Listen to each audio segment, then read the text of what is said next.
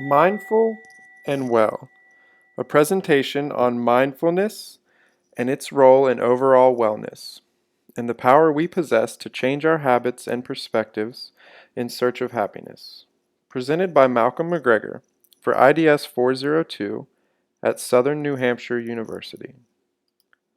First, we must establish a basic understanding of wellness. According to dictionary.com, wellness is the quality or state of being healthy in body and mind, especially as a result of deliberate effort. Wellness is more than just being healthy. Though physical health and fitness play an important role in overall wellness, those factors are just one facet in the sparkling gem that is wellness. Wellness is composed of multiple dimensions. Most wellness models have between 6 and 8 key dimensions: emotional, environmental, financial, intellectual, occupational, physical, social, and spiritual. This is according to a wellness model that was retrieved from the Substance Abuse and Mental Health Services Administration website. A key factor in each dimension individually comes from our perspective, our sense of things. It comes from how satisfied we are with, for example, our sense of connection we gain from social relationships, how satisfied and enriched we are by our occupation, the sense of growth we get from a healthy intellectual stimulation, the sense of belonging or greater meaning and purpose that we receive from spiritual health. Though physical wellness is less about a sense and more about a physical and biological function, it is affected by the sense of wellness in other areas, and in turn, poor health can negatively affect other dimensions. Each area individually needs to be taken care of to reach maximum wellness, but no factor is free from the positive or negative influences of others. For example, living in a bad environment or having struggling interpersonal relationships could cause poor emotional health, and in turn, this may negatively affect one's motivation to work out and address their physical health. They all depend on one another.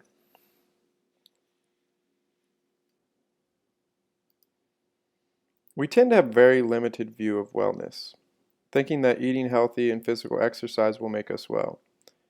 We tend to think that it is the external factors that need to be addressed to improve wellness. It must be the dream job we long for, the house we can't afford, the perfect partner, an app to improve our lives, more money, more things. It's always about something that is missing from our lives. Wellness is not just about being free of disease. It is about a complete balance of all dimensions of wellness, of all aspects of our lives. And this, as the definition notes, is really only possible through deliberate effort. Many factors can affect each area of wellness individually. Factors like lacking the resources for intellectual growth or lacking the resources for financial stability. Understanding that these dimensions never act independently is key in understanding that it takes self-awareness, context, and perspective to see what areas of our lives might need attention. Beyond just recognizing that a particular area might need to be addressed, we also need to have a strong sense of self and of what we truly want and need in order to improve them. This is where mindfulness comes in. So, what is mindfulness, and how do we get there? Well, mindfulness is being aware and present in the moment. It's about maintaining a non-judgmental state of heightened or complete awareness of one's thoughts, emotions, and experiences. Mindfulness, achieved through meditation, refines our attention so that we can connect fully and directly with whatever life brings. Mindfulness meditation moves our focus from a single object, traditionally the breath, to anything that's happening inside or outside of us at a given moment. We practice observing thoughts, feelings, sights, smells, sounds, without clinging to what's pleasant, pushing away what's painful, or ignoring what's neutral. And we become adept at catching ourselves in the act of substituting our habitual knee-jerk responses for a more accurate assessment of what's really going on in the present moment. According to Sharon Salzberg, in her book Real Happiness, The Power of Meditation, there are many benefits that we would begin to see as we practice meditation and achieve mindfulness. Benefits such as spotting the unexamined assumptions that get in the way of our own happiness, and stop limiting ourselves, be able to weather hard times better, be able to discover a deeper sense of what's really important to you. You'll be able to be in closer touch with the best parts of yourselves and recapture the energy that you've been wasting to try and control the uncontrollable. These benefits of mindfulness, I believe, could be applied across all dimensions of wellness. Since most dimensions of wellness don't come from the actual situation or the external factors, as discussed earlier, but come from how we sense them, how we perceive them.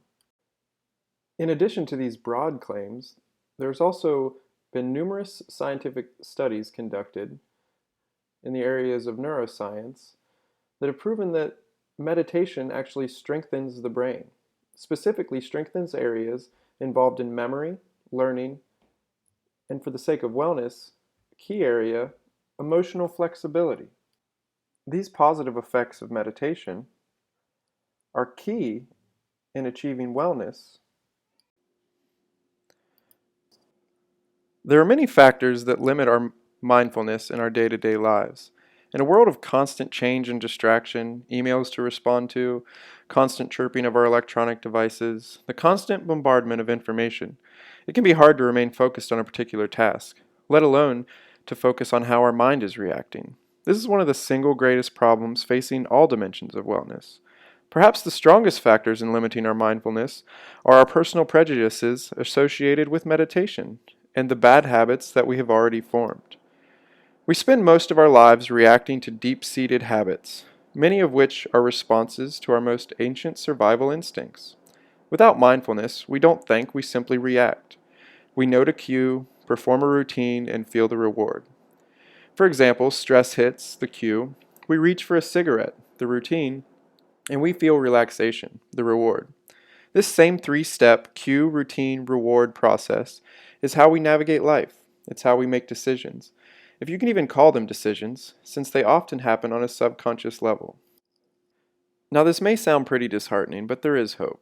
Research has shown that rather than try and fight the bad habits, we leave the same habit loop intact, but instead replace the routine portion with something else, with something positive, leaving the cue and the reward unchanged.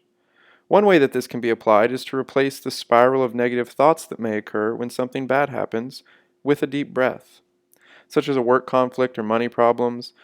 When we feel the stress setting in, the negative thoughts begin to overwhelm us. If we're mindful about this, we can instead replace those negative thoughts with a deep breath. Step back for a minute. Be mindful. This allows us to self-examine and to recognize the cues that trigger our negative routines. And in this way, we can proactively and mindfully replace them with something better. Mindfulness has been proven to assist people in looking differently at the way they do things, specifically the way they do things that harm their wellness, and assist them in changing bad habits. In conclusion, while there are many specific issues that negatively affect individual dimensions of wellness, I believe that the power of mindfulness, its strength in changing our perspectives and boosting self-awareness, its ability to assist in reshaping negative habits and assisting in combating stress, are the single greatest factors for improving wellness. When we can begin to truly understand ourselves, our needs, wants, and desires, only then can we truly begin to address the specific problems affecting our wellness. Though we cannot change every external factor with ease, we can change how we think about them. We can change our perspectives. Meditation is not easy. It's called practice for a reason, but its benefits are worth the effort. As Dan Harris described meditation to a skeptical coworker in his book 10% Happier: How I Tamed the Voices in My Head, Reduced Stress Without Losing My Edge, and Found Self-Help That Actually Worked, a true story, he describes it in this way. He says, "It may not make my life perfect, but it has at least made me 10% happier. And 10% is 10%. Remember, be mindful and be well."